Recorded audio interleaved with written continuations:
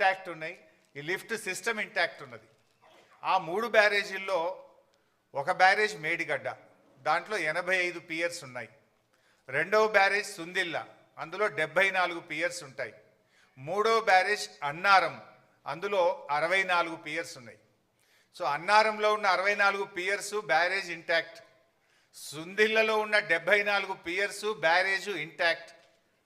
మేడిగడ్డ బ్యారేజీలో 85 పియర్స్లో 2 పియర్స్ మాత్రమే కుంగినాయి. అంటే కాళేశ్వరంలో ఉండే ఇన్ని కాంపోనెంట్లలో ఒక బ్యారేజ్ మేడిగడ్డ, ఆ మేడిగడ్డలో 85 పియర్స్లో 2 పియర్స్ మాత్రమే కుంగినాయి. దానికి మొత్తం కాళేశ్వరమే కుప్పగూలింది అనేటువంటి ఒక దుష్ప్రచారాన్ని చేసేటువంటి ప్రయత్నం గత కొంతకాలంగా కాంగ్రెస్ ప్రభుత్వం చేస్తుంది. అంటే ఈ 100 కాంపోనెంట్స్ అన్నీ కూడా ఇంటాక్ట్ ఉన్నాయి, అన్ని పియర్స్ మిగతా బ్యారేజీల్లో ఇంటాక్ట్ ఉన్నాయి. అండ్ కాళేశ్వరంలో బ్లాక్ వైజ్ కట్టాం మనం. జనరల్గా ఏదైనా ఒక బ్రిడ్జ్ కానీ ఏదైనా ఉంటే ఒక పియర్ పోతే మొత్తం బ్రిడ్జ్ పోవాల్సి వస్తుంది. కానీ ఇలా మేడిగడ్డలో దేర్ ఆర్ 7 బ్లాక్స్. సో ఒక్కొక్క బ్లాక్లో కొన్ని పియర్స్ ఉంటాయి, ఓవరాల్గా 85 పియర్స్ ఉన్నాయి. ఏదైనా రిస్టోరేట్ చేయాలంటే ఒక బ్లాక్ను రిస్టోర్ చేస్తే మొత్తం బ్యారేజ్ ఇంటాక్ట్ ఉంటుంది. ఈ విషయం నేను చెప్పడం లేదు, ఎన్డీఎస్ఏ రిపోర్ట్లో కూడా చెప్పారు. అది కూడా నేను ముందు మీకు చూపించేస్తాను. సో నెక్స్ట్, అయితే ఈ మధ్యకాలంలో మీరు చూస్తే ఇది మొత్తం కాళేశ్వరం యొక్క సమగ్ర స్వరూపం. ఏం బాబు ఇది రావట్లేదు,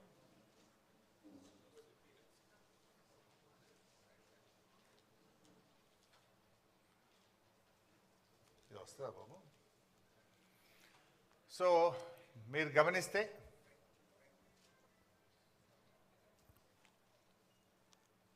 బ్యాక్ పైన వస్తుంది కానీ దీని మీద రావట్లేదు.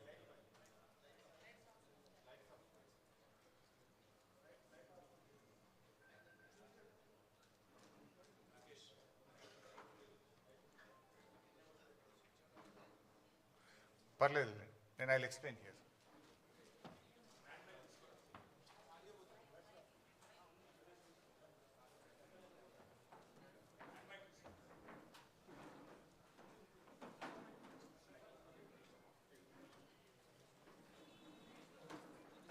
మీరు గమనిస్తే ఇందులో యాక్చువల్గా తమ్మిడిహట్టి ఆ పైన, దిస్ ఈజ్ తమ్మిడిహట్టి. ఈ తమ్మిడిహట్టి దగ్గర నీళ్లు లేకపోతే మనం తమ్మిడిహట్టి ఈ సోర్స్ నుంచి ఇక్కడ ఎల్లంపల్లికి నీళ్ళు తెచ్చుకునే ప్రొవిజన్ ఉండేది. తమ్మిడిహట్టి నుంచి ఎల్లంపల్లికి నీళ్లు అవకాశం లేదు కనుక, నీళ్లు తక్కువ ఉన్నాయి కనుక తమ్మిడిహట్టి నుంచి మనము మేడిగడ్డకు రావడం జరిగింది. This is Medigadda, this is Annaram, then this is Sundilla. Sundilla నుంచి మనం ఎల్లంపల్లికి తెచ్చుకుంటాం. మారింది ఓన్లీ ఒకటే సిస్టమ్. తమ్మిడిహట్టి నుంచి ఎల్లంపల్లికి నీళ్ళు వచ్చే బదులు మేడిగడ్డ నుంచి ఎల్లంపల్లికి నీళ్లు తెచ్చాం. మారింది ఒకటే. ఇది మిగతాదంతా కూడా ఆల్రెడీ ఇంటాక్ట్ ఉన్నటువంటి సిస్టమే. ఇది కూడా ఎందుకు మార్చాము అనేది నేను ముందు ఎక్స్ప్లెయిన్ చేస్తాను.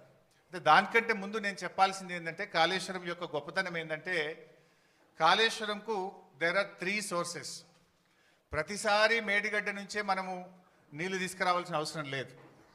పైన ఎస్ఆర్ఎస్పిలో బ్రహ్మాండమైనటువంటి వరద వస్తే, ఎస్ఆర్ఎస్పి ప్రాజెక్టుకు నీళ్ళు వస్తే, ఎస్ఆర్ఎస్పి నుంచి మిడ్ మానేరుకు డైరెక్ట్గా నీళ్లు తెచ్చుకుంటాం. మిడ్ మానేరుకు ఎస్ఆర్ఎస్పి నుంచే నీళ్ళు వస్తాయి. ఎస్ఆర్ఎస్పి నుంచి 2 రకాలుగా నీళ్ళు వస్తాయి మిడ్ మానేరుకు. ఒకటి వరద కాలువ ఉంది, రెండోది నార్మల్ ఎస్ఆర్ఎస్పి కెనాల్ ఉంది. సో గోదావరిలో మంచి వర్షాలు పడి ఎస్ఆర్ఎస్పి నిండితే గ్రావిటీ ద్వారా ఎస్ఆర్ఎస్పి నుంచి మనం మిడ్ మానేరుకు నీళ్లు తెచ్చుకోవడం జరుగుతుంది. సో మిడ్ మానేరుకు నీళ్ళు వచ్చినప్పుడు ఏమైందంటే, we will operate Motors only from mid Maner. మన పంపింగ్ స్టేషన్స్ మిడ్ మానేర్ నుంచి వాడి అన్నపూర్ణ రిజర్వాయరు, రంగనాయక సాగర్ రిజర్వాయరు, తర్వాత మన మల్లన్న సాగర్, తర్వాత కింద కొండపోచమ్మ సాగర్, ఇవన్నీ కూడా మనం ఆపరేట్ చేస్తాం. ఇది మల్లన్న సాగర్, ఇది రంగనాయక సాగర్, ఇది Annapurna, then this is mid Manair. ఇగో ఎస్ఆర్ఎస్పి నుంచి 2 సిస్టమ్స్ ఉన్నాయి. ఇది వరద కాలువ ద్వారా నీళ్ళు వస్తాయి, 2 ఎస్ఆర్ఎస్పి కెనాల్ ద్వారా కూడా నీళ్ళు వస్తాయి. సో మనకు ఎప్పుడన్నా గోదావరిలో మంచి వరద వచ్చినప్పుడు, మంచి వర్షాలు వచ్చినప్పుడు మనము ఈ మేడిగడ్డ ఆపరేట్ చేయము, ఎల్లంపల్లి కూడా ఆపరేట్ చేయము, డైరెక్టు ఎస్ఆర్ఎస్పి నుంచే మిడ్ మానేరుకు గ్రావిటీ ద్వారా నీళ్ళు వస్తే ఇక్కడి నుంచి మాత్రమే పంపింగ్ సిస్టమ్ను ఆపరేట్ చేసుకునే ఫెసిలిటీ ఉంది. Point number 1. పాయింట్ నెంబర్ 2, కొన్ని సందర్భాల్లో ఎస్ఆర్ఎస్పికి నీళ్ళు రావు, కానీ మనకు ఎల్లంపల్లికి నీళ్ళు వస్తాయి. ఈ పైన కడెం రిజర్వాయర్ నుంచి ఎల్లంపల్లికి వస్తాయి. ఎల్లంపల్లికి ఓన్ క్యాచ్మెంట్ కూడా ఉంది, కడెం క్యాచ్మెంట్ ఉంది. అప్పుడు ఎల్లంపల్లి నుంచి మోటార్ లాంచ్ చేసి మిడ్ మానేరు తెచ్చుకుంటాం. మిడ్ మానేరు నుంచి ఈ సిస్టమ్ అంతా కూడా నడుస్తుంది. ఈ 2 చోట్ల నీళ్లు రానప్పుడు, అంటే ఎస్ఆర్ఎస్పికి వరద నీళ్లు రానప్పుడు, కడెం నిండకుండా ఎల్లంపల్లికి కూడా నీళ్లు రానప్పుడు, ఎక్కడా నీళ్లు లేనప్పుడు కూడా తప్పకుండా నీళ్లు ఉండే పాయింట్ మేడిగడ్డ. అప్పుడు మాత్రమే మేడిగడ్డ నుంచి మోటార్ లాంచ్ చేస్తాం. అయితే ఈ మధ్య మీరు చూస్తే గవర్నమెంట్ కాళేశ్వరం వాడకుండానే పంట పండింది అని ఒక గోబల్స్ ప్రచారం చేస్తున్నారు కాంగ్రెస్ నాయకులు, ముఖ్యంగా ఉత్తమ్ కుమార్ రెడ్డి, రేవంత్ రెడ్డి పదే పదే గోబల్స్ ప్రచారం చేస్తున్నారు. అది కాళేశ్వరం వాడకుండా కాదు, మనకు ఈసారి మంచి వర్షాలు పడ్డాయి. నార్మల్ రెయిన్ఫాల్ కంటే లాస్ట్ ఇయర్ ఎక్సెస్ రెయిన్ఫాల్ ఉంది తెలంగాణలో. అందువల్ల వర్షాలు బాగా పడడం వల్ల ఏమైంది, ఎస్ఆర్ఎస్పి నుంచి మిడ్ మానేరుకు నీళ్ళు తెచ్చుకున్నాం. మిడ్ మానేరులో పంపు చేసి అన్నపూర్ణ, రంగనాయక సాగర్, మల్లన్న సాగర్, కొండపోచమ్మ సాగర్ ఇవన్నీ కూడా నింపినాం ఈసారి. సో అన్నపూర్ణ కింద పంట పండింది, రంగనాయక సాగర్ కింద 1,00,000 ఎకరాల పంట పండింది, మిడ్ మానేరు కింద 70-80 వేల ఎకరాల పంట పండింది, కొండపోచమ్మ సాగర్ కింద కూడా పంట పండింది. అంటే మరి ఇదంతా కాళేశ్వరంలో భాగం కాదా? వర్షాలు బాగుపడ్డాయి కనుక మనం ఇక్కడ మోటార్ లాంచ్ చేయకుండా డైరెక్టు ఎస్ఆర్ఎస్పి నుంచి మిడ్ మానేరుకి వచ్చినాయి. సో మిడ్ మానేరులో మోటార్లు నడిపినామంటే ఇది కాళేశ్వరంలో అంతర్భాగం. ఇక్కడ కాళేశ్వరం ప్రాజెక్టులో కట్టిన మోటార్లతోనే అన్నపూర్ణకు నీళ్ళు వచ్చినాయి, అన్నపూర్ణలో పెట్టిన మోటార్లతో రంగనాయక సాగర్ నీళ్ళు వచ్చినాయి, రంగనాయక సాగర్లో మోటార్లు నడిపితే మల్లన్న సాగర్ నీళ్ళు వచ్చినాయి, మల్లన్న సాగర్లో మోటార్ నడిపితే కొండపోచమ్మ సాగర్కు నీళ్ళు వచ్చినాయి. ఈ వ్యవస్థ అంతా కూడా పనిచేయడం వల్లనే పంట పండింది, మొదటి పంటకు రెండవ పంటకు. ఇక్కడ దుబ్బాక శాసనసభ్యులు ప్రభాకర్ రెడ్డి గారు ఉన్నారు, వారికి మల్లన్న సాగర్ నుంచి దాదాపు వారి నియోజకవర్గంలో కొన్ని వందల చెరువులు, చెక్ డ్యాములు నింపితే అద్భుతమైన పంట పండింది. మెదక్ మాజీ ఎమ్మెల్యే పద్మాదేవేంద్ర రెడ్డి గారు ఉన్నారు, ఇదే మల్లన్న సాగర్ నుంచి రామాయణపేట కెనాల్ ద్వారా నీళ్ళు ఇస్తే కొన్ని వేల ఎకరాల్లో దుబ్బాక, మెదక్ నియోజకవర్గంలో పంట పండింది. కొండపోచమ్మ సాగర్ నుంచి ఇటు యాదగిరిగుట్ట, ఆలేరు నియోజకవర్గానికి, గజ్వేల్ నియోజకవర్గానికి ఇవాళ నీళ్లు పోయినాయి అంటే గోదావరి నీళ్లు కొండపోచమ్మ నుంచి యాసంగిలో నీళ్లు వదిలిండ్రు. సుంతాల మహేందర్ రెడ్డి గారు ఉన్నారు, అక్కడ కొత్త గెలిచిన ఎమ్మెల్యే పోయి ఆ నీళ్ళ కొబ్బరికాయలు కొట్టుండే. ఎక్కడి ఆ నీళ్లు? కొండపోచమ్మ సాగర్కు నీళ్ళు ఎక్కడి నుంచి వచ్చినాయి? Kondapochamma Sagar is part of Kaleshwaram.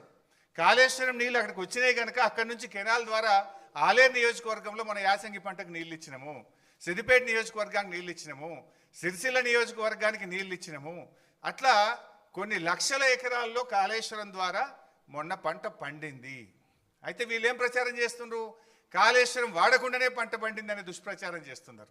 ఇవన్నీ కూడా కాళేశ్వరంలో అంతర్భాగం. అయితే ఈసారి మనకు ఎల్లంపల్లిలో మంచి నీళ్ళు వచ్చినాయి కడెం నుంచి.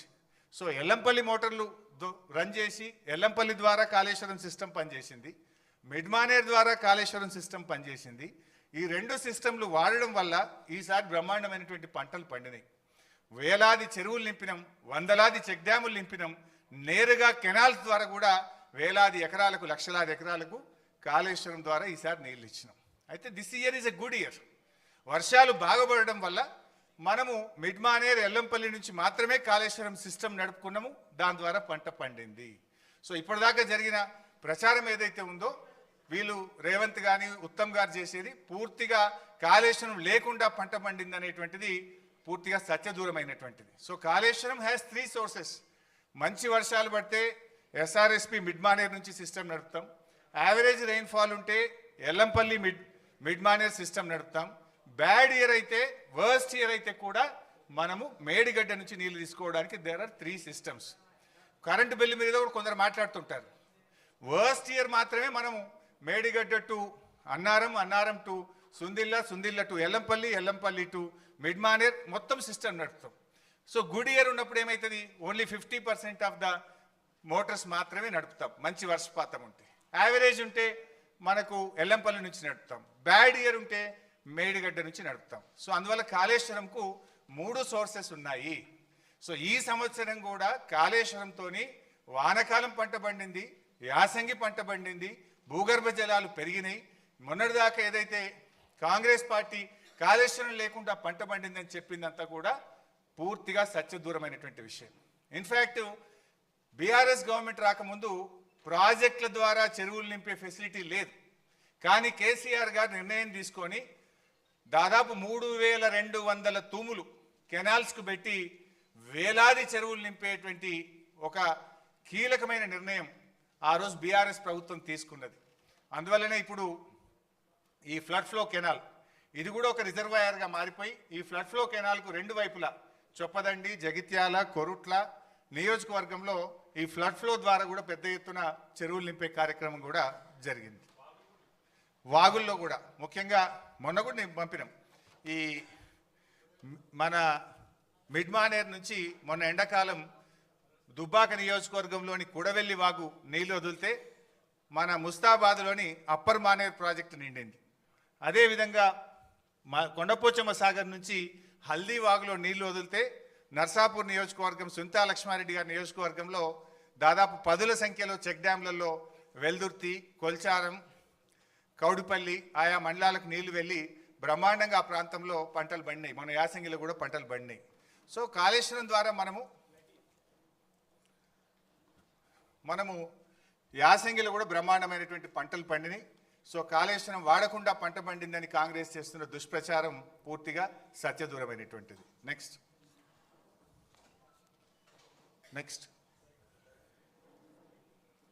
Right. So Kaleshwaram storage capacity Medigadda 16, Annaram 10, Sundilla 8. So అన్నీ కలిపి 141 టీఎంసీల సామర్థ్యం కాళేశ్వరం ప్రాజెక్టులో ఉంది. అయితే ఇక్కడ కూడా